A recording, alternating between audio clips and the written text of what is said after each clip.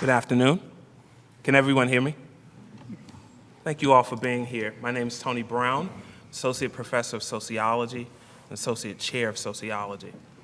My expertise is race and racism. And I want to start today's conversation by talking about what structural racism means. It's an awkward term. A better term would be institutional racism, which one would contrast to interpersonal racism. If you're white, what's nice about institutional racism is that you as an individual don't have to get your hands dirty. The institution projects white privilege and simultaneously represents itself as meritocratic and progressive. To paraphrase my new friend, Dave Stovall, hey Dave, K through 12 and higher education is nothing more than an ideological extension of the colonial project. If you doubt Dave's position, then read any primary school's textbook's construction of slavery as a simple economic arrangement. Or consider the astronomical high school dropout rate of the neighborhood adjacent to this most prestigious college. Schools, like most US institutions, operate according to rules, regulations, and standard operating procedures that serve to disadvantage Black and brown people and advantage white people. That's what institutional racism means. So let me give you a concrete example. There was a study published in Race and Social Problems in 2013 titled, "The Relationship Between Skin Tone and School Suspensions for African Americans." The authors found that darker-skinned African American students were more likely to be suspended than those with lighter skin tones. Specifically, the researchers found that a young African American female with a darker skin tone was 3.4 times as likely to be suspended compared to one with a lighter skin tone. I didn't say behavioral problems. I said skin tone. The darkest skinned African American males were only 2.5 times as likely to be suspended as those with the lighter skin tones. But the study notes that African American males for whom the controlling image, quote, is of dangerous criminal predator experience higher rates of suspensions than females overall. So differential suspension rates by skin color are a concrete example of colorism, which is an immediate offspring of racism, which again operates on institutional and individual levels. So the question remains, how does institutional racism manifest in the everyday experiences of students? It manifests in disadvantage and disparity associated with Blackness, in excellence and exceptionalism associated with whiteness, and in a very dangerous and contagious narrative suggesting that grit or willingness to work hard is the most important factor predicting achievement.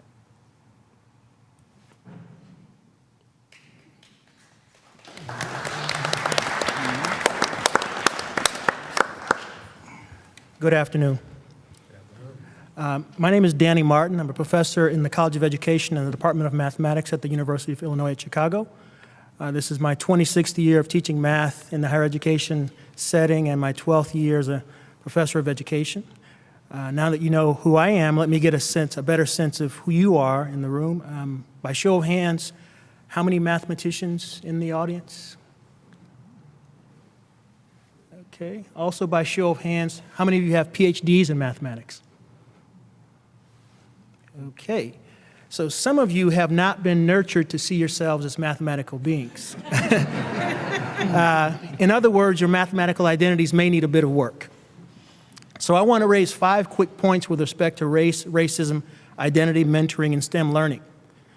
Point number 1, building on the comments about structural and everyday racism, I think it is important to be honest about the fact that racism is foundational to the United States. This extends to institutions like schools and universities. We have plenty of evidence to suggest that schools are set up to reproduce the prevailing racial and economic order, and dismissing the foundational fact of racism and the persistent relevance of race would be intellectually dishonest. Point 2, school practices like disproportionate tracking of Black students into low-level mathematics courses are not aberrations and accidents in otherwise healthy, non-racist system. These processes and outcomes are products of a system that is set up to fail certain students. Disproportionate negative outcomes for black learners are in no way normative or a function of imagined or pathological blackness. Point 3, when it comes to mathematics and science education, research has helped us to understand that mathematics and science learning can be conceptualized as cognitive, social, and even cultural activity. We are much less willing to accept that mathematics and science learning and participation can be conceptualized as racialized forms of experience. If we do accept this conceptualization, then issues of mathematics and science socialization and mathematics and science identities become critically important. The experiences that one has and how those experiences shape how one sees oneself or is seen by others in mathematics and science are consequential. Importantly, it can also be argued that mathematics and science socialization and identity formation processes develop in relation to racial socialization and racial identity. A number of different studies are beginning to highlight these connections for African American learners. Point 4, a number of players can emerge as being important in shaping positive mathematics, science, and racial identities for black learners, and all learners, in fact. Teachers, peers, parents, the media, mentors, colleagues, faculty, and so on can all affirm and validate students' identities as STEM learners. And my 5th point is that mentoring and other forms of support for black students in STEM are most effective when they are race conscious and seek to promote healthy convergence of STEM and racial identities. Race conscious means knowing when black racial identity is salient and when it is not salient, and when it can be used as a source of support and strength for our students. Thank you.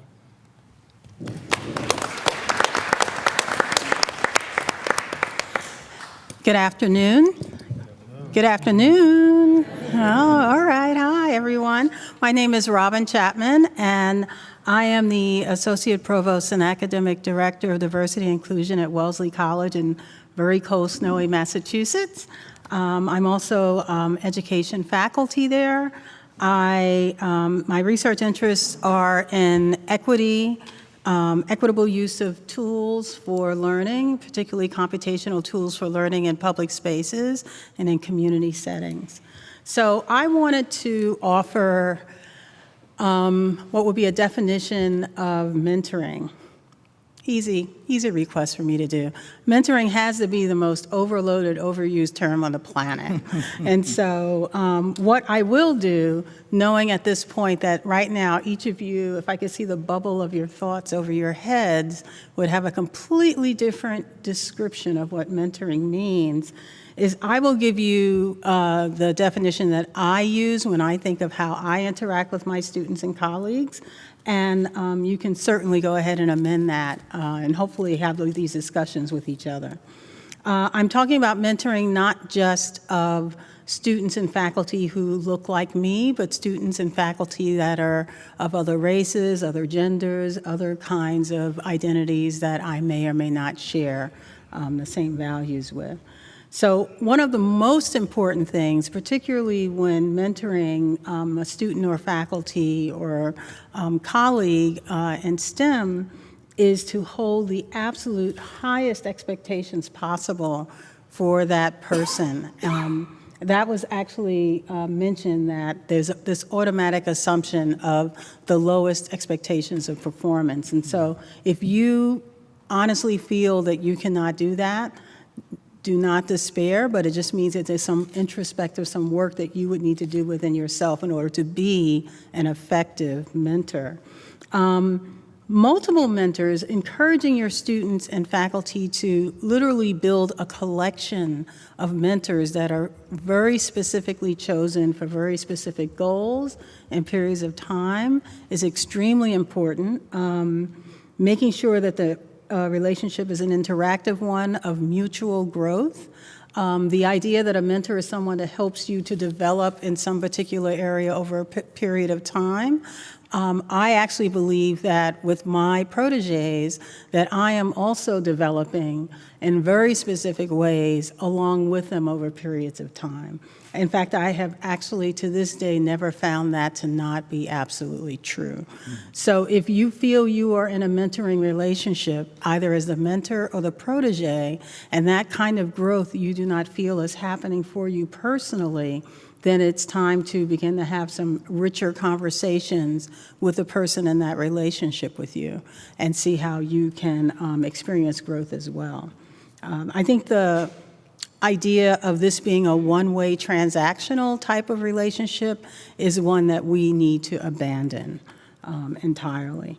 So one of, I feel, the more important things I do as a mentor is the socialization of my proteges into the academic discipline. In my case, it's computer science or education, and occasionally some other form of engineering, usually electrical engineering. But to socialize them into the discipline, to introduce them, to bring them in, to nominate them, to connect them to people that are going to be helping them think about the directions they might go in, they may collaborate, all of that, that is my responsibility as their mentor.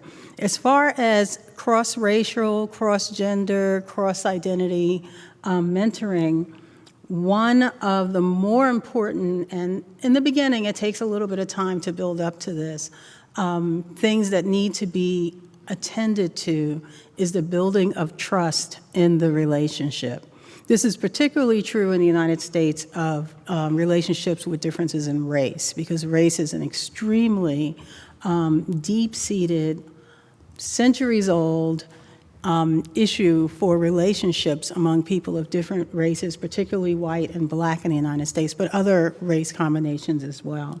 So the ability to have frank and open discussions around race and privilege and power is incredibly important. If you don't feel that you know how to even begin to have this kind of conversation as a protege or as the mentor, then please seek someone on your campus. I happen to be the one on the Wellesley campus that people seek out to do that, but there are ways to learn how to do that. I mean, we are all scholars and intellectuals. We can probably figure out how to learn how to gain some fluency with doing that.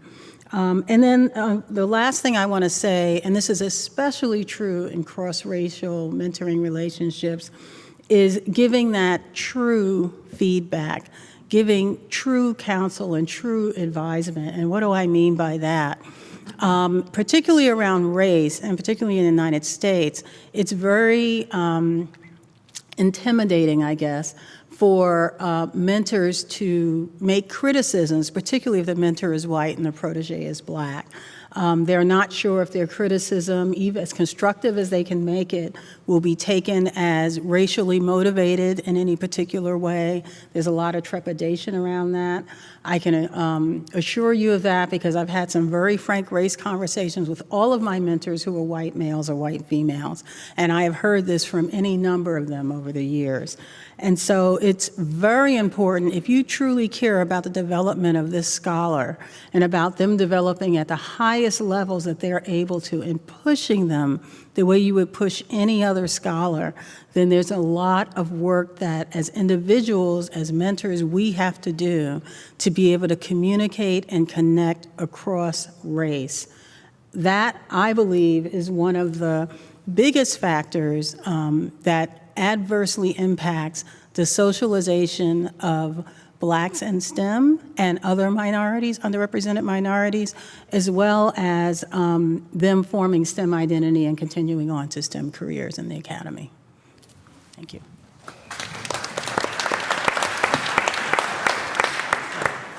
Peace and greetings, y'all. My name is David Stovall. I am Associate Professor of Educational Policy Studies and African American Studies at the University of Illinois at Chicago. Now, let me put a disclaimer out here. I am used to being uninvited to things. So if this is my last time speaking on Vandy's campus, I understand completely. Right? Now, let me go ahead and begin. One of the pieces that I was charged with today was to frame the idea of colleges and universities as hostile and violent spaces.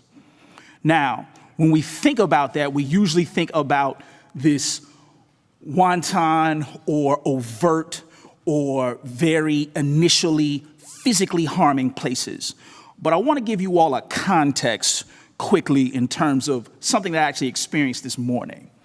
So I understand that we're here on Shawnee land, and I've seen no recognition of the Shawnee people.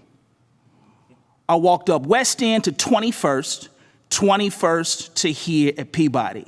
And then I see a placard that talks about the Nashville Institute, Williams College, and then Peabody. But the question I have is, what was this place before Williams College or the Nashville Institute? When Commodore Vanderbilt put up $1 million to build Vanderbilt in this place, he also did something that was not on that placard on West End Avenue. He used the bodies of African-descended people as contract labor to build his railroads.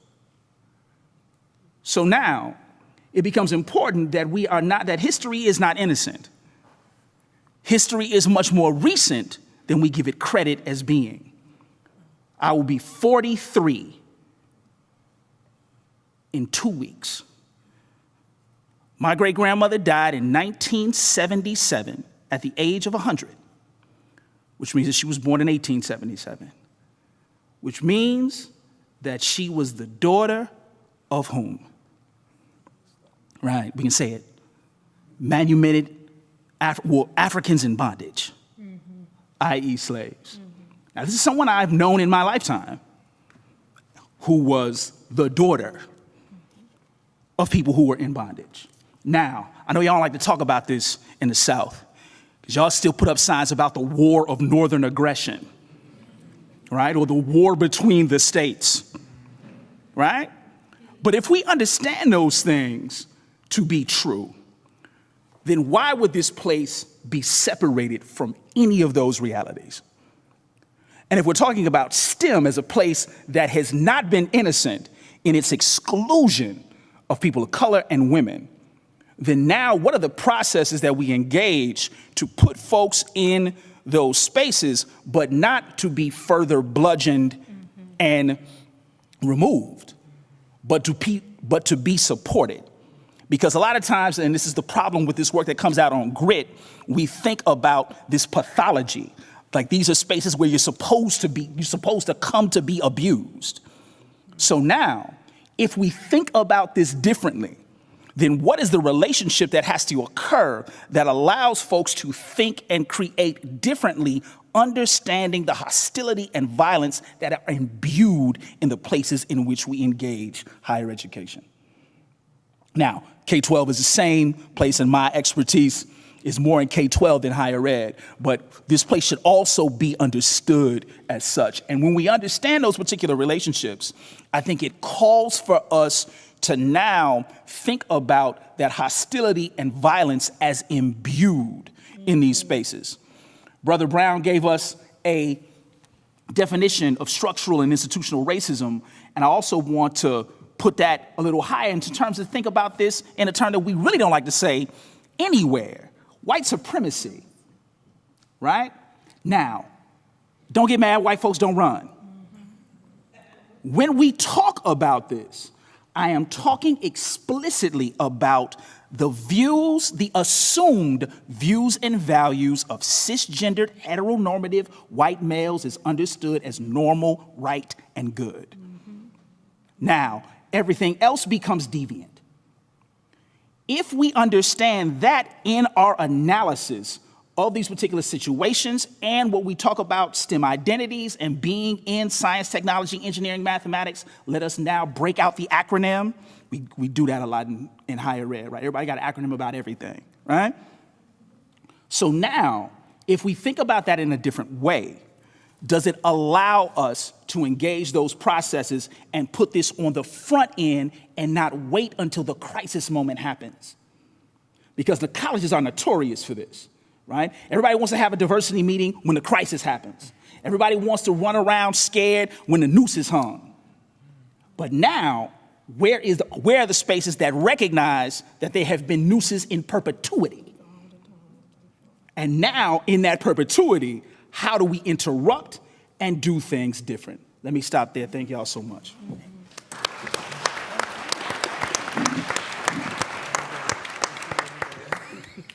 So I'm Dorinda Carter-Andrews. I'm an associate professor in the Department of Teacher Education at Michigan State University.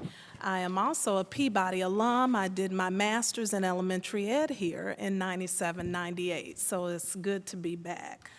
I'm a former industrial engineer, K-12 high school math teacher, and now I'm a teacher educator. And I love following Dave because we are like-minded in our thinking. So I'm a race researcher. I study race and equity in education, and I'm going to focus on talking about the first question around how structural racism manifests in the everyday experiences of students of color in K-12 schools and how that relates to STEM. And I would say that if we're going to talk about structural racism in K-12 schools, we have to talk about white supremacy and whiteness as a cultural norm, right? And that's not a, I hate white people, let's attack white people position. It's, we live under white supremacy in the U.S., and whiteness as a cultural norm pervades every institution in which we are socialized, including K-12 schools. So we have to talk about that. And as you think about structural racism then in a K-12 learning context, then we have to talk about epistemological racism, right? So how we as children in schools come to know what we know is rooted in Eurocentric, colonialist, patriarchal ways of knowing, which for many black and brown youth historically does not represent the kind of collective epistemological way of learning that our ancestors knew. Right? So starting there, you have to move away from a post-racial ideology. We're not post-racial. Because structural racism pervades every aspect of K-12 schooling. So then that leads me to say a little bit about the myth of meritocracy, right? If you believe that schools operate under a system of white supremacy with whiteness as a cultural norm, then you cannot believe in meritocratic ideals. That is, that kids succeed just by working hard and putting their best foot forward. That works for some kids who come to school already with the cultural and social capital to do well that mirrors those Eurocentric cultural norms. But for most low-income and black and brown youth, they don't come to school with those skills. So then we have to recognize that schools are racialized, classed, sexed spaces where cultural norms in each of those categories operate. And so that would be white, middle-class, male, heterosexist norms, as Dave was mentioning. So what structural racism does is it allows those white cultural norms to operate systematically at multiple levels throughout the educational system. So we can think about policy, we can think about curriculum, we can think about how our administrators are culturally irrelevant in how they lead school buildings. We can think about how teachers' instructional practice is culturally irrelevant, right? Because they have not had the proper coursework that trains them in how to effectively teach culturally diverse students outside of those norms. And so a couple of specific ways that that structural racism plays out is in the overrepresentation of black and brown youth in special education and suspension and expulsion, right? Many of us know the statistics on that. But as someone said earlier, many of those referrals to special education and those discipline referrals are not necessarily about bad behavior, right, or learning disabilities. In fact, many black and brown youth are referred to special education for emotional disability, behavior disorder. Those things are linked to misunderstanding or the refusal to understand multiple ways of being as a young person in school that are outside the frame of how we've been socialized, that one should behave in the classroom, sit quietly, pay attention, raise your hand in a certain way. And so when our young people act outside of those frames, there's a quickness to refer them, right? Thus, we see the overrepresentation. Another way in which this plays out is in the underrepresentation of students of color in college prep and AP courses and gifted and talented programming. So if we think about that underrepresentation and how that affects the pipeline to STEM careers, then we have to say, what are the ways in which we have to rethink our referral mechanisms for AP courses? How do we track student course taking and encourage participation in higher level classes at the K-12 level? And furthermore, how do we think about the policies that we have in place that actually work as gatekeepers to AP courses? So I'll stop there, but I would say that finally the College Board has research that shows AP is an indicator of successful degree completion in college, right? So if we think about this not as achievement gap issues, but access and opportunity issues, then we as educators are inherently thwarting that pipeline by not producing access to AP courses.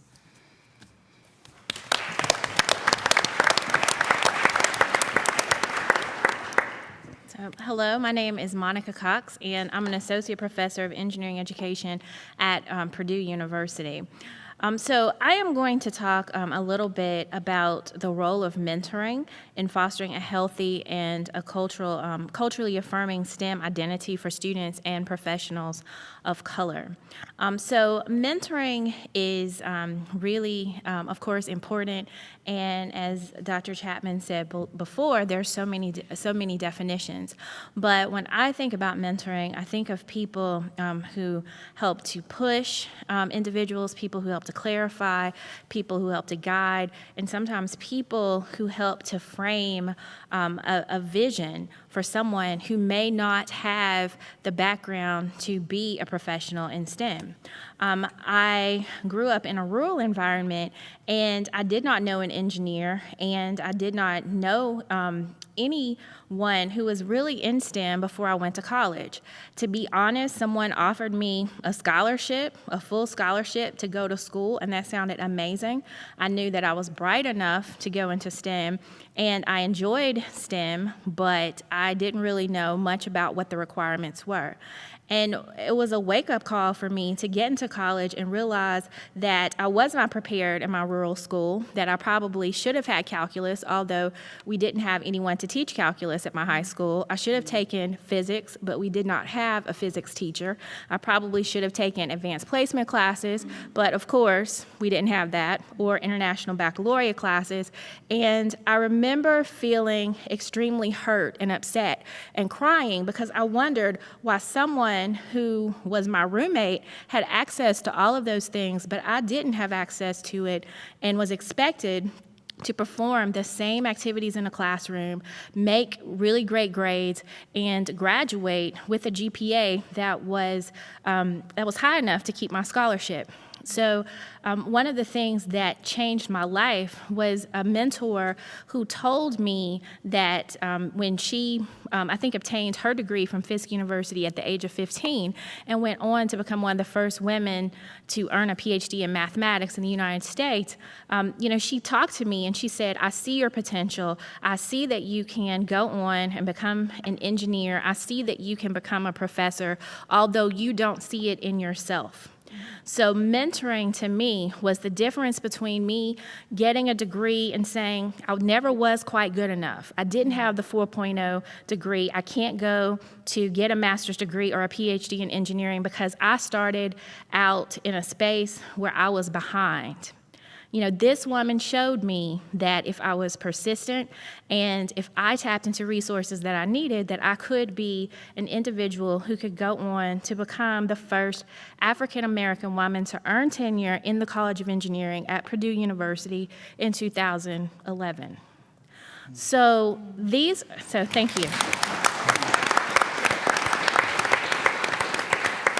So one reason that I appreciate this question so much and I hold to mentoring is that there are so many students who, like myself, do not think that they can become engineers and can become professors. I forgot to mention this too, but one of the things that also I had an opportunity to do as a professor was to earn a presidential early career award for scientists and engineers. And that was something that is also amazing because this was not an award that was just given to mediocre, proposals or to people who weren't hard workers in STEM, but this was an honor that was given by the President of the United States. So I had a chance to meet President Barack Obama. And I don't emphasize that to brag, but to say that I think that there are students who have potential. There are students who we may see if we go to the grocery store, if we go over to the neighboring community, students who do not have the ability to move forward and think that they can do things for themselves. They have big dreams. They know how to tinker. They know how to put things together. They know that their mission in life and their destinies are greater than themselves, but they don't know how to go from one point to another. They don't know how to fill out a FAFSA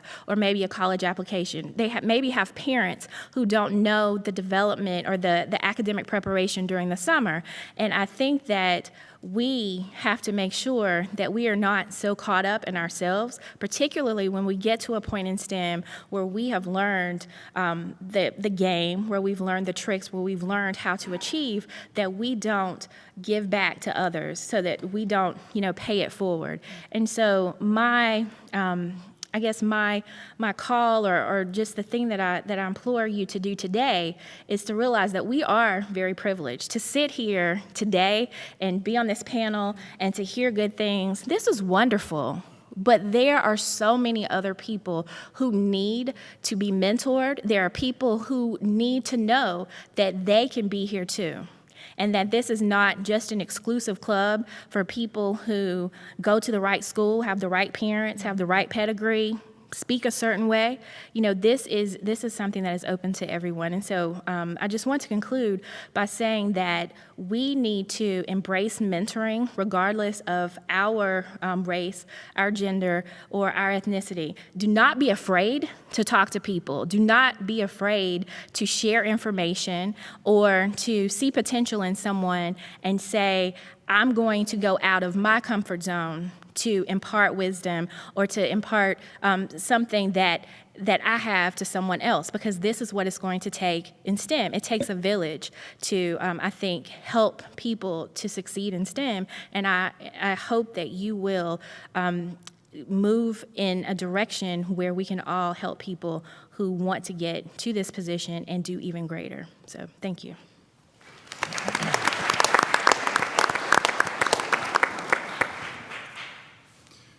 Good afternoon. Oh, come on. Good afternoon. Good afternoon. Thank you. My name is Derek Griffith. I'm an associate professor here at Vanderbilt in the Center for Medicine, Health, and Society, and I'm also the director of the Institute for Research on Men's Health. I'm going to talk a bit about sort of connecting two of the things that we've heard sort of a couple times so far, the idea of thinking about racism and mentoring, and the main focus of my remarks will be about mentoring.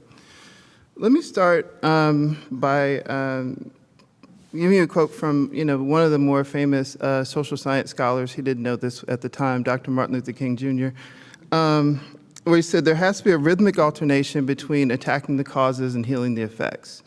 And for me, mentoring is basically about healing the effects of the systems where we find ourselves. When I've mentored doctoral students and postdocs, invariably there's a moment when they come in my office, close the door, and make liberal use of my stash of chocolate and tissues.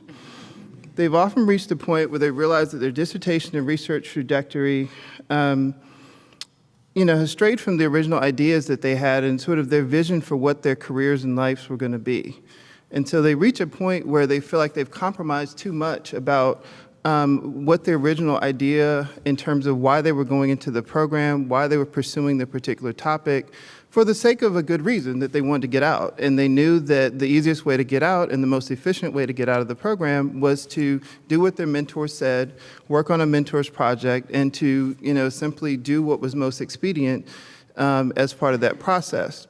The problem then becomes when they get sort of to this point, when you have sort of this epiphany or this crisis moment of, so what exactly am I doing here? Am I going to continue to go down this path that really isn't consistent with my original plan, or do I make some kind of shift that actually is back to sort of my original idea? And for that matter, what was my original idea? And so a lot of students simply lose their original notion of what they were doing there in the first place. What was their particular research interest independent of their mentors, and what can you do to help them sort of get back on that path? So helping students to sort of balance this idea of, again, you can't just sort of drop this idea and say, oh, well, no more of this. I'm going to, now say I'm going to go study, something else just because I have this idea.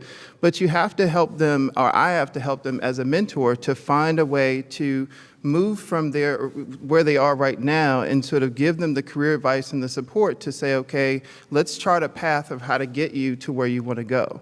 So it's striking a balance between the sort of psychological effects and the mental health and the well-being, as well as giving them the career advice of how to be strategic about how to move from where you are to where you want to go. Mark Twain said, or is attributed at least as saying, never let your schooling interfere with your education. And often STEM students or professionals of color have done exactly that. They've sort of focused on the schooling part and lost the larger context of what they're really trying to understand about themselves or trying to understand or contribute to larger society.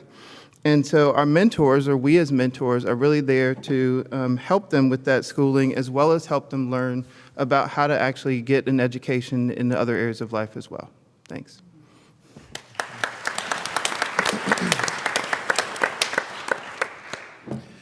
Good afternoon. Good afternoon. All right, now I'm also a Baptist preacher, so I need y'all to talk back to me. All right. So my name is Bryant Marks. I'm Executive Director of the Morehouse Research Institute at Morehouse College, Associate Professor of Psychology, and also Commissioner in the White House Initiative on Educational Excellence for African Americans. Although today I have disclaimer, I'm not speaking on behalf of the Obama administration, just me. All right, so I thank the organizers for allowing us to provide some words to you, Dr. McGee and your colleagues. This is a profound experience, right? So think about, Commodore Vanderbilt looking at us today, 10 black people sitting on the stage in the rotunda at Vanderbilt University. What you must understand at a fundamental level is this was not supposed to happen. Right. That black folks, we are not supposed to be here, breathing this air-conditioned air in these white columned room and all sorts of austere courtier and indirect lighting in the rotunda. This was not the trajectory for us coming off the plantation, says Naim Akbar, right? So we must understand fundamentally we weren't supposed to be here. So it is a miracle just to see 10 folks up here with PhDs and EDs and MDs and all types of Bs and Ds and Cs up here in front of you doing this thing at a high level. That in and of itself is exceptional and unexpected when you understand the history of this country and these black bodies, historically speaking. So we have to pay some attention there. So I'm a social psychologist, right? Social just meaning other people, but we all can be social, right? So what I want you to do now, if you will indulge me, is everyone stand up, please. Yeah, stretch a little bit. Some of y'all might have a little itis kicking in from lunch or something. All right, so some of y'all get that later, okay? So I want you to sit down if either one of your parents was born in another country. Okay. Sit down if any of your grandparents are born in another country. Sit down if any of your great-grandparents are born in another country. Sit down if your great-great-grandparents are born in another country. Now I want you to look around, right? You see black folks, you see white folks. Any Native Americans in the house? Okay. All right, Brother Stovall did an excellent job talking about this. So what we must understand is, you can have a seat now, right? We all have an American story. In America, fundamentally speaking, as much as I love President Obama and his colleagues, we are not a nation of immigrants. We are a nation of foreigners, save Native Americans, who are not in the room. We've all come here from somewhere else.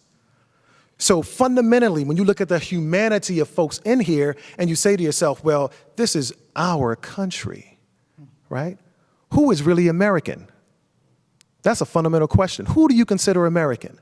When you see anybody else here, are they as American as you, deep down inside? When you have Thanksgiving dinner talking to your family about the country, do certain groups sound like guests?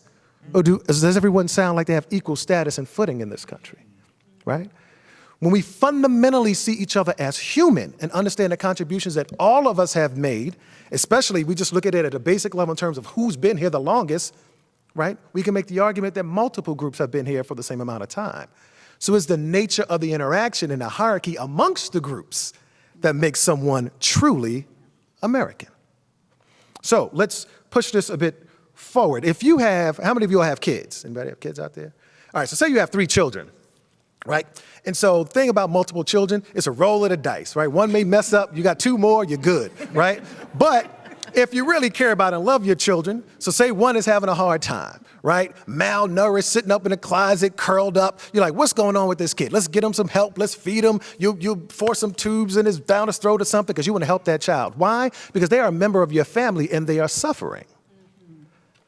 So if black people, African Americans, are true members of the American family, and I could point almost any statistic out to you that shows we are the worst on the good things and the highest on the bad things, and there's not a national response that says a member of our American family is suffering, let us pull together our resources strategically, because they've only been off the plantation a few years, and see what we can do, because they are as American as we are.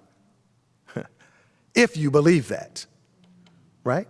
We all, this notion, I'm again a psychologist, so we all experience in-group bias. We are biased towards our own in-groups, whether it's family, neighborhood, community, race, gender, we have in-group bias. Okay, we understand that fundamentally. So when you hear the notion of white supremacy has been talked about, that's not really surprising. If a group has access to resources at a high level, they want to keep it within their group. And you can look at the history of mankind and you'll see in-group biases play out in different ways. Now, America, in its exceptionalism, took bondage to another level because bondage has existed throughout the history of mankind. But we must understand it's been a unique sort of set of circumstances here. So when you look at the history of mankind, you have ascensions and descensions. So the Greeks, right? The Romans, the Byzantine Empire, the Persians, and so forth, right? The English. Now America has ascended. This is our time, if you will, right? How many of you all know about the time when Africa had ascended, right? Now, many of you all are okay, good. I like the hand raising, very good. I like to call and response. That's an African thing too, y'all. All right, but the notion is this. Many of you appreciate STEM, right, in science. So the science says African people were on the planet first. The science says they existed for 40 to 200,000 years before anybody else existed in the world. And they were engaged in high civilization and culture thousands of years before any other group on the planet was engaged. That they were the first to write, to calculate, right? To engage in biology and chemistry and physics, to build pyramids in the Sphinx, right? To have a female pharaoh, 1400 BC, Hatshepsut, who built a monument in terms of her temple in Luxor, right? So these are African people before the race mixing. Phenotypically, kinky hair, thick nose, thick lips, big butt African people, right? I might sound a little uncomfortable, I'm sorry, right? But phenotypically speaking, right, these stereotypes are out there that they were savages. No, not at all. So when you read about Socrates and Plato and Aristotle, read about who are their teachers. You hear about, so who's the father of medicine? Oh, Hippocrates. Please, really? Hippocrates was the student of the student of the student of the student of the student of Imhotep. Genius scholar, medicine man, archaeologist, and so forth. Read up on that. Pythagorean theorem. Where did Pythagoras study? In the Egyptian mystery system with African people. But the Pythagorean, but Greeks and Romans are some of our most precocious students, so we're not hating. Just like Columbus came to the New World, 1492, great. Africans were here about 1,200 years before him. So the notion is, black people in the audience, do you know when your folks came here, it doesn't negate the European contribution, be clear. All cultures have contributed to advancing humanity, right? But it's just, do you know about the various groups? So white folks here, how much do you know about African history and culture? How much do you know about the contributions in STEM that people of African descent have made, right? Do you understand that we created the calendar, the zero symbol, mathematics, those are African things? That these columns that you see, white columns on structures, that's an African thing. You see it in Greece and Rome, where do you think they learned that? The obelisk in Washington, D.C. and in Paris and all those places, that's an African thing. I just came back from Florence, beautiful place. Height of the Renaissance, height of European culture, wonderful, skilled artisans, absolutely, right? But the notion is you have equivalency in other areas that involve people of color that should be revered to the same level, okay? So all I'm asking is that you see the humanity in each other, that when it comes to STEM, even physics, because I have colleagues who say the physics is, the purest science, right? But even in those areas, we have made contributions. So it's a mutual respect. So if you want to increase diversity in STEM, right? Respect the humanity of everyone who steps in front of you. Understand that their people have made contributions. Understand that your ancestors might have been the students of their ancestors. That will humble you, okay? All right, and again, this is not to judge. This is just to expand your thinking and raise some questions, and you can investigate this on your own. And I can give you a reading list if you want to confirm all these facts that I've shared with you. Thank you.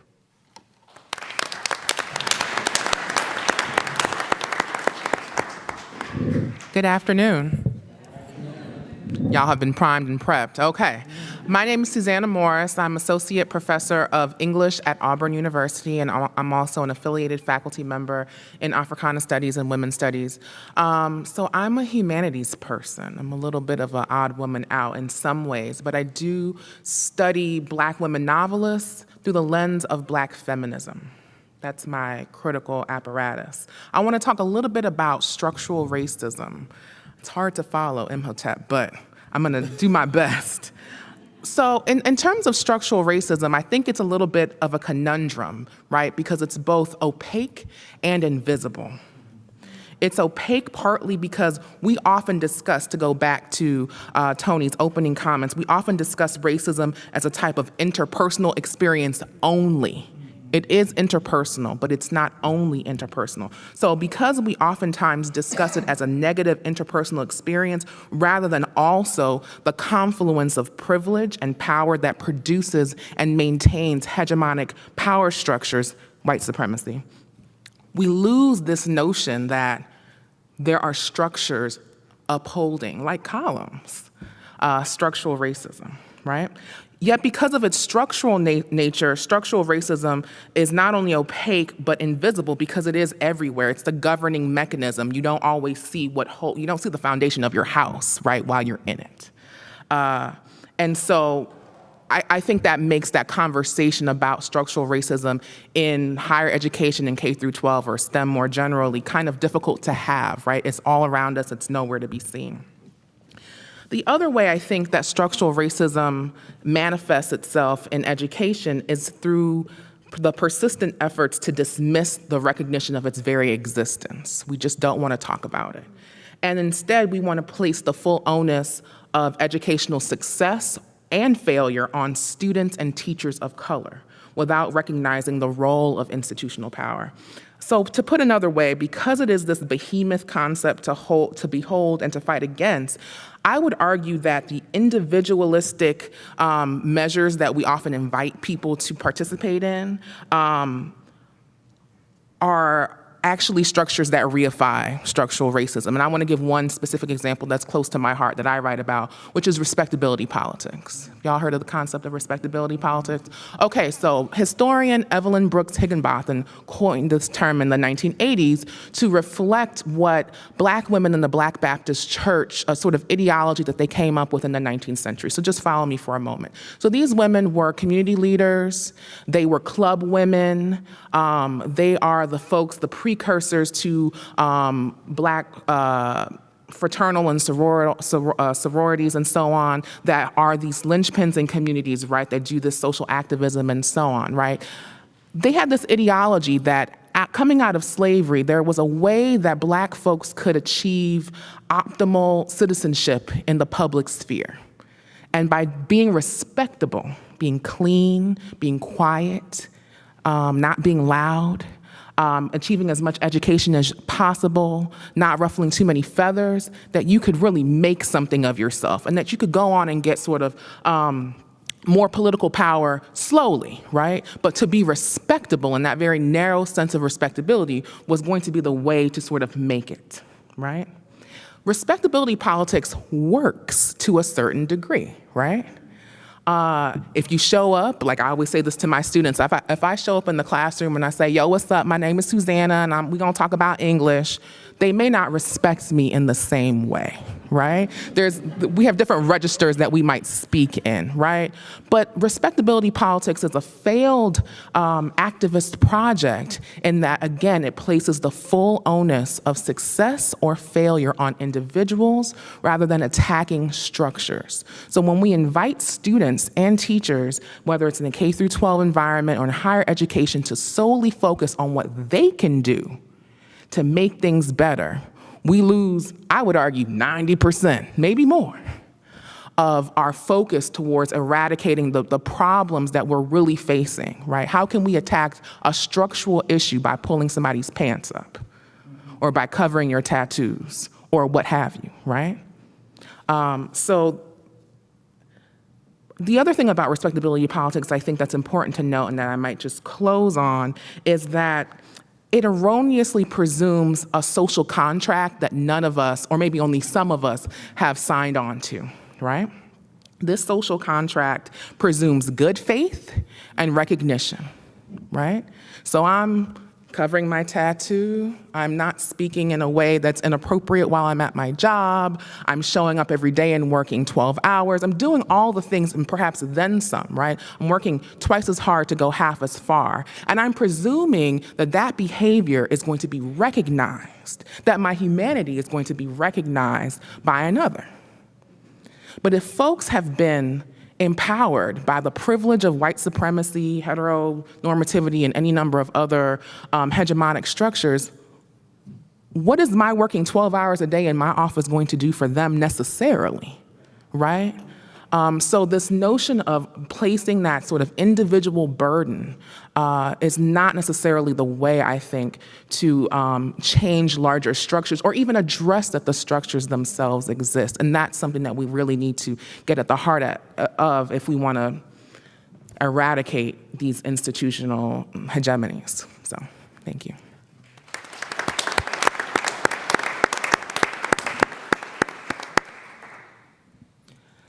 Good afternoon.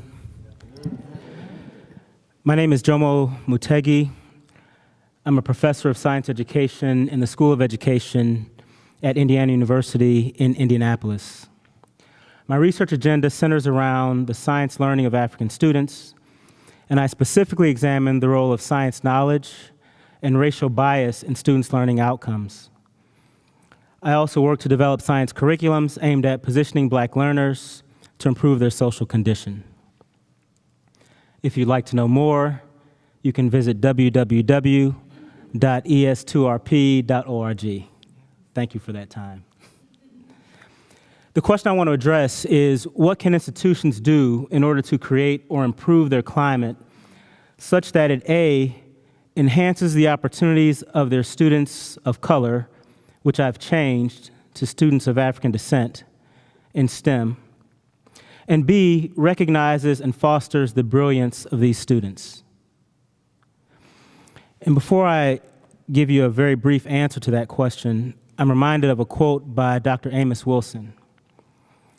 The problems that black people face in schools are not cognitive problems. They are political problems. Now, my answer to the question is very simple. It's a simple three-step process for addressing the problem. And I say it's simple, but I'm aware that it's not easy. First, there needs to be an acknowledgement of culpability and an acceptance of responsibility. The current condition of African people is deplorable, and we did not choose this condition for ourselves. We did not wake up one day, after Bryant shared with us, after inventing mathematics and astronomy and building grand monuments, and say, you know, I want to be a drunk. I want to live life with no health care. I want to not be able to read as an adult. I want to have a broken home for my children. This may be a controversial statement for some because it upsets the narrative that blames African people for the African condition. But I ask you, if we remove European people from history, will the condition of African people be what it is today? That's a rhetorical question. And if the answer is no, then as institutions, we must accept responsibility and culpability. Second, there needs to be the relinquishing of control. By this, I mean that institutions should stop meddling in the work of African people. History shows us that African people, when given time and when left alone, are perfectly capable of solving African problems. History also shows a pattern of non-African people interjecting themselves into the spaces where African people are working to solve their problems. There's a member of my research team who's a PhD in human services. He's also a sergeant in the Indianapolis Metropolitan Police Department. He and two other colleagues founded a program called the OK Program. The program set out to work with the most at-risk youth at one school in the city. Nationally, the program boasts statistics that are unrivaled by any program I've seen.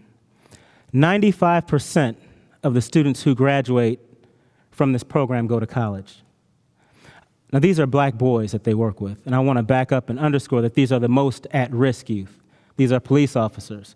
When they start seeing young preteens on a regular basis, they refer them to the OK Program. 95% of these boys go to college. Of the remaining 5%, 3% go to vocational school, and 2% go to the military. Nationally, in the history of the program, only one has ever been incarcerated. What did the city do with this program? They meddled. Dr. Knight, why can't you have also your program serve Latinos students? Why can't you have your program also serve poor white students? The needs of Latino students are not the needs of African boys. The needs of poor whites are not the needs of African boys. And had they been left alone, the program would have been fine. In Indianapolis today, the program has been shut down. Finally, if there can be an acknowledgement of culpability and a relinquishing of control, the next step would be to apologize, to resource African and African American parents, teachers, professors, and community leaders, and to step away and let them work. This simple three-step process can be applied on as small or as large a scale as institutional leaders see fit. So, for example, if you cannot attract black students to your science programs, apologize. Resource the people who care, step back, and let them work. If you see that your black faculty are running away from you like the plague, apologize. Resource the people who care, step back, and let them work. Thank you.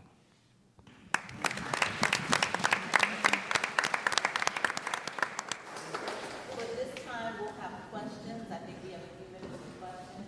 Please come to the mic so we can hear you.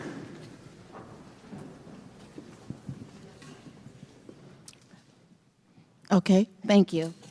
I want to say thank you very much for bringing these quite interesting people to my attention. I really want to say also thank you to Purdue University. I had the pleasure of meeting some of the young engineers, black engineers that came out of Purdue, and I am so proud of what you guys are doing. Quite a few of them, and they are all registered. What do I know about register? I'm an engineer myself. The bottom line is I love those kids. You're doing a good job. Please don't stop. And getting back to Michigan State University, I am a Michigander, but listening to the way you speak so well about training teachers, it's wonderful. I remember how my children went through all the Detroit public schools. Their physicians and stockbrokers, they learned a lot, mainly because of the teachers that you all trained. Many of those teachers, they were in school, Wayne State University at night, making sure that they kept up with those children because they meant that those children were going to get it. And they did get it. I want to say thank you very much and keep up. You're doing a very good job. And the last thing I would like to speak to this young man who's asking about University of Chicago. University of Illinois at Chicago. Yeah, I have attended there. I got some postgraduate work there. And I went there because I had my own engineering business and had to get some training from EPA. And so they did that training over at University of Illinois at Chicago. What I wanted to say, you had a question about what's going on with this particular building, the Peabody, and background, some little background information on that. Well, I do know that this Peabody was formerly a black university.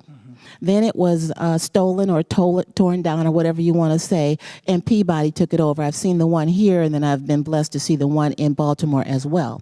So that is sort of the background there as far as it's concerned. The city of Nashville, state of Tennessee, is going through some changes right now. And because my background is civil, so you know I'm interested in the civil portions, building of cities, building of nations. That is my interest. And the city wants to actually deny the people to choose where they do not want the police department to build another building. Now, a lot of people will say, well, you know, that's not progress. You don't want to have this. You don't want that to happen. Listen, these people, as someone was speaking about the elders, they know what they want. Maybe it was Jomo, I don't know.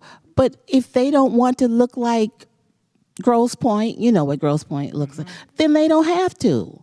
They know what's up. They know the 411. They want to keep their own culture on Jefferson Street, and you might get a chance to go by there. And so we have to respect that. And so I want to say thank you again, and to the next person who's going to speak. Thank you. Thank you.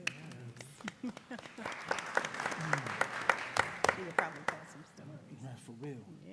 Thank you so much for your comments today, and I have to speak quickly because I have to run to another meeting. I'm a professor here at Vanderbilt University. I've been here for 8 years. My name is Tiffany Patterson. I'm a historian in the Department of African American and Diaspora Studies and the History Department.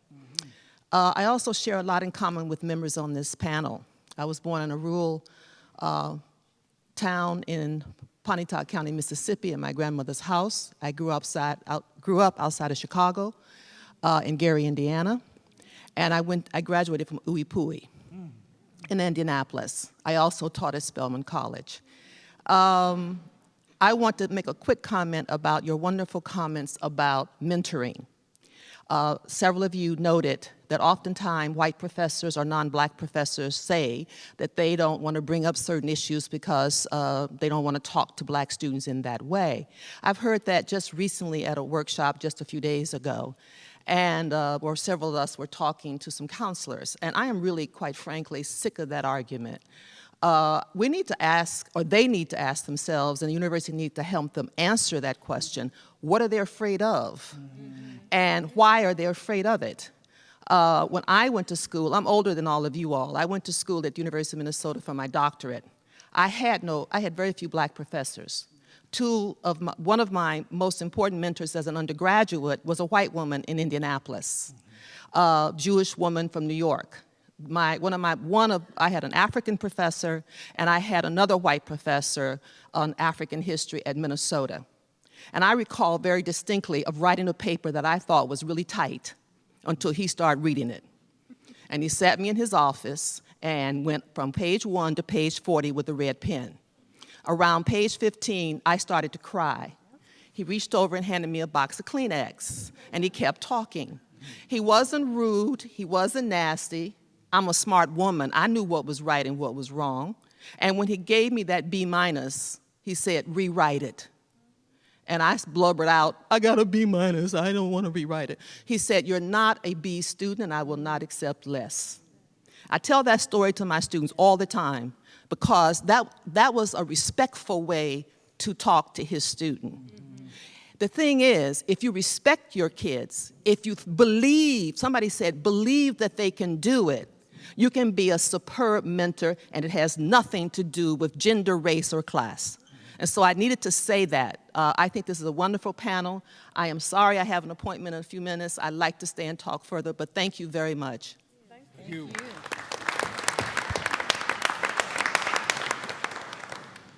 Thanks to the panel for coming. Welcome to Nashville, and of course my colleagues who are already here.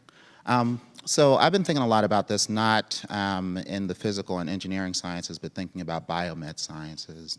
And so the question I'm going to ask and the sort of observations I want to make, I'd like to hear your responses to how are the physical and engineering sciences different from what I'm about to say. So the first observation is my little sister is the scientist in our household, right? So I'm the English major, my brother was the historian, and she was the A student at Spelman in biology. And my job when she was deciding what she wanted to do after Spelman, I worked here as our assistant dean of graduate education to get people to get PhDs in the sciences. And my sister's a brilliant scientist who's done 2 years of those sort of summer programs with researchers and the rest of it. And so I could not imagine any future for her other than getting a PhD in the sciences. But there was no convincing my sister not to go into medicine. No convincing, with all her brilliance. And so what I certainly wonder, and we see a lot in biomed, is that we've done a great job of inculcating in a number of students, black students, sort of a love, a science identity around loving science. But I don't think we do a good job, in spite of the fact that they encounter us for 4 years, right, of giving them a sense of the professional academic identity of scientists, right, and the value of that and what we do and how exciting and entrepreneurial what we do.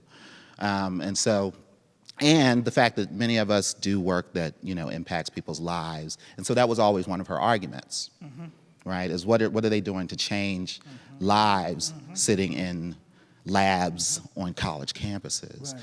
So that was my first question about sort of biomed folks, right, is that they have another path, right? Once my sister and her cohort and the people before them realized they could take their brilliance in math and science and didn't have to take it into elementary and secondary classes to teach it, right? They realized the world was bigger than that. Well, they did that, right, and realized there was more money in it.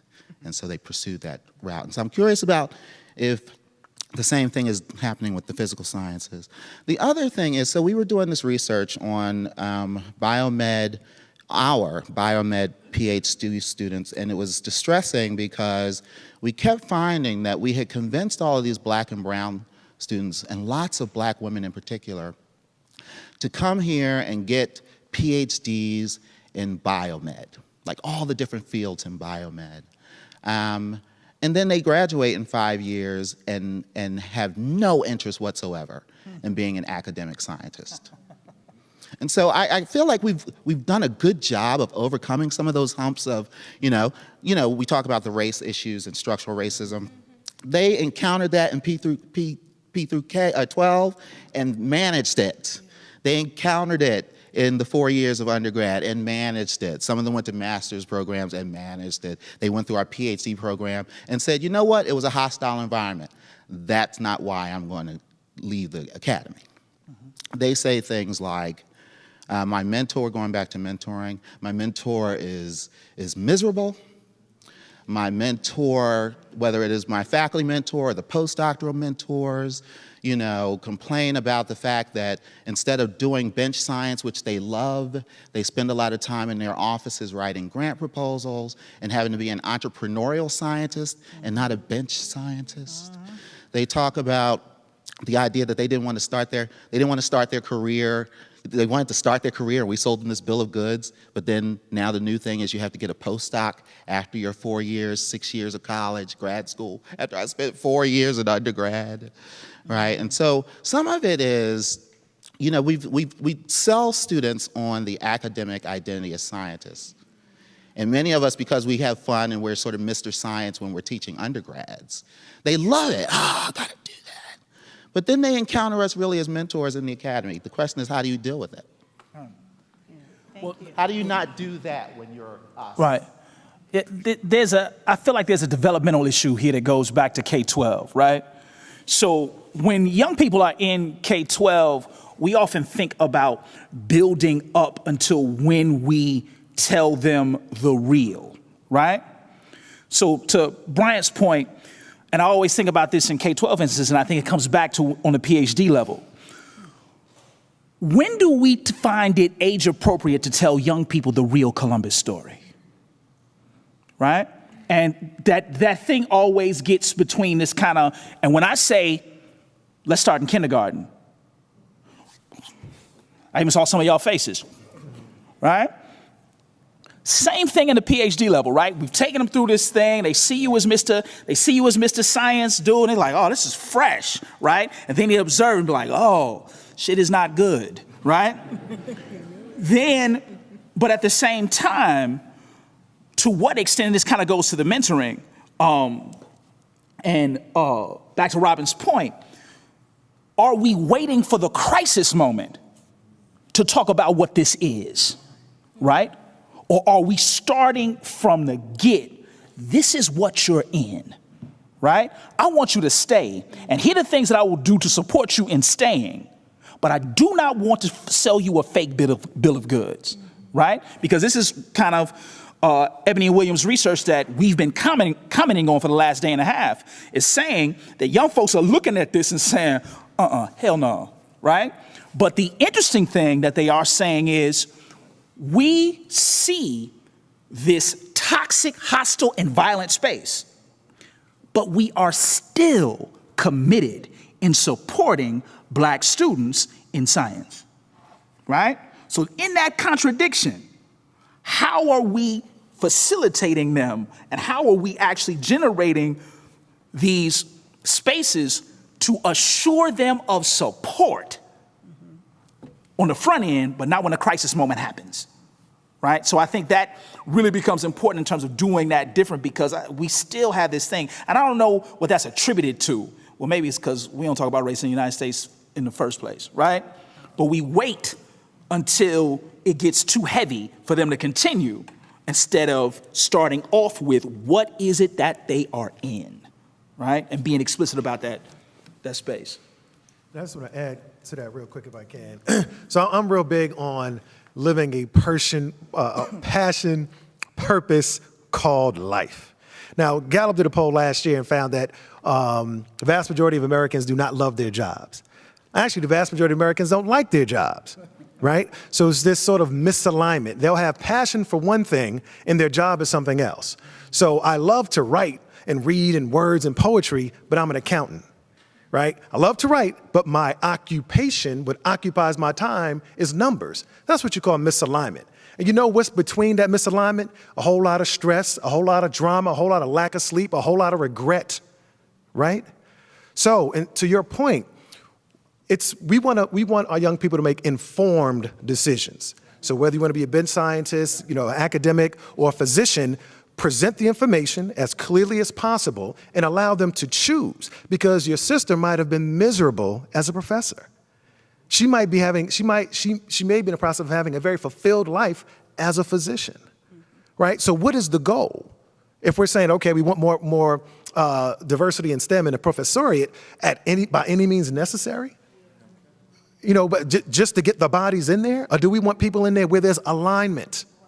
That's what they want to do. They're called to do. They see meaning in it. right? What if everybody woke up every day and loved their job? Imagine what type of country we live in. The bus driver loved driving the bus, right? The taxi driver, right? The customer service person at the cable company, right? Loved their job and doing it well. So with our young people, we need to have a spirit of discernment for them where we can see things in them they can't see in themselves. Help them to tap into that passion and convert it into not only something that pays the bills, but something that is fulfilling. Are you all happy? Do you have joy? Happiness is an emotion, it's temporal. Joy and fulfillment is an ongoing state, right? Do you have joy? Are you living a purpose-driven, fulfilled life regularly? Half of you out there are miserable at what you do. Or you're complaining a lot about what you do, right? So just some things to consider. Don't mean to be a downer. I'm sure many of you love your jobs too, right? Okay, all right. I want to add one more element to that from the K-12 perspective. And this is an example that underscores that the needs of black students are different from the needs of white students. In my research, when I interview college-level students pursuing a science career, many of them don't come from backgrounds where they have parents, friends of the family who have expertise in those careers. I had one student who said, look, I have to do twice as much as my peers because they already understand the basics of engineering. He said, for me, my people were janitors. We didn't even have white-collar jobs. All this is new to me. And then I asked myself, in what space would a student like this learn about a science research career? I've taken more science courses than I care to count. And in not one did I leave the course thinking, oh, goodness gracious, I would love to be a chemist. We don't learn what chemists do, what research scientists do in our courses. Now, I think there's a fix for that, but it's an institutional fix and it has to be supported. There's a teacher, he's a middle school teacher, and he was in the news recently because he lost his job at the charter school at Howard University. His name's Susana, and I had the opportunity to visit his classroom. Hands down, and I've visited thousands of classrooms, hands down, he's one of the best teachers I've ever seen. One component of his class is that he takes students on field trips, frequent field trips. Not to the zoo and to the museum. He says, look, we're going to take a trip to the butcher shop so we can learn what butchers do. We can talk with butchers. We're going to take a trip to the doctor's office, and we're going to talk to the doctor and learn what doctors do and how doctors do their business of doctoring. And this gives students a chance to see professions that they wouldn't otherwise get in their home life. It's an example of a fix for that problem of not having access to that knowledge base.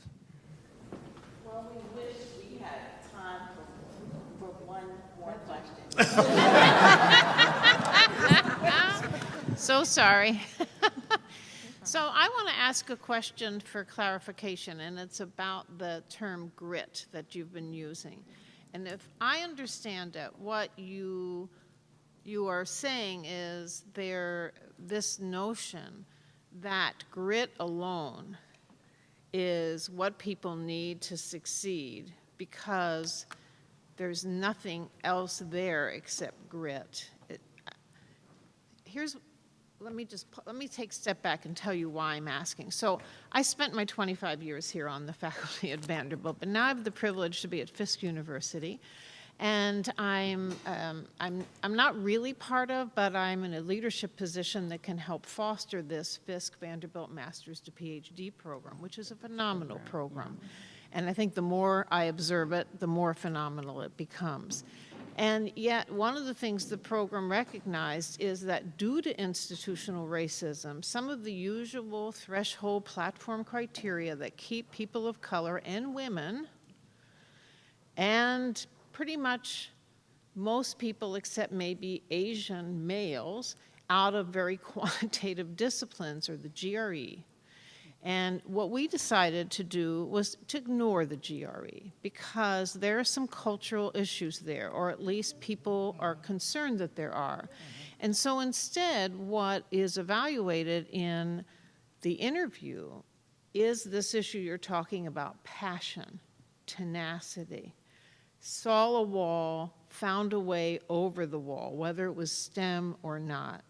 And then And then we feel very confident that in this program of very high expectations, that we will join the students as partners and they will flourish. So we call that assessment grit, the assessment of grit, like the TEDx definition of grit. But my reaction to the statements about grit here, which were derogatory in a sense, is that we may be muddying the water of what we're trying to profess if we use an already emotionally burdened word that has a second meaning in this venue. So I'm asking this question so you can educate me. So can you? Right. Will you? Yeah. I think the first is to take that thing around grit and not assume it to be, because the thing that I'm worried about, we were talking about this earlier today, the thing that I'm worried about most is that grit now starts to speak to a pathology, right? And I'm very concerned about that. As opposed to a surrogate marker for drive and passion. Right, because you want those things, you want somebody to have that, because I'm not speaking counter to Bryant's comments. You want people to have those things, but are you, and this is kind of a structural issue, so now you want people to have those things, so where is that support to have things like joy, happiness, fulfillment, right? Or is it this now signing them up to skullduggery and abusive relationships? Right? So this thing around really being clear about it, because this is and it's not just STEM. Yeah. So we're going to go through Hell Week together for the next 6 to 7 years, right? And are you prepared for it? I hear what you're saying. Right. But again, I don't want to, but this thing around being supportive of that person, right? Not this thing around sending you out there to be executed, right? Because that's a thing. No, all this is done in the context of a program that has incredible wraparound mentoring and support. Right. Okay. The other thing, let me just say, the other thing about, first of all, grit is, in my mind, just a new term for resilience, right? And Black people have been resilient. We've been overcoming obstacles since the beginning of time. So don't put a new name on what we already been doing, and furthermore, make it colorblind, class blind, color mute, right? So what worries me about grit, I think people should work hard, they should persevere, all of that, but we wouldn't have to persevere if oppression and inequity didn't exist, right? So the very idea that one has to persevere is because there are power imbalances in the system. So I think it's just language has power. We have to be careful about what language we use in various social contexts with various populations, and to acknowledge that language has socio-historical and socio-political connotations and power. So, you know, your criteria might be very nice, but I might caution against calling it grit. Right? Because what the grit narrative does for me is negate the historical perseverance and resilience that any oppressed peoples have been demonstrating over time.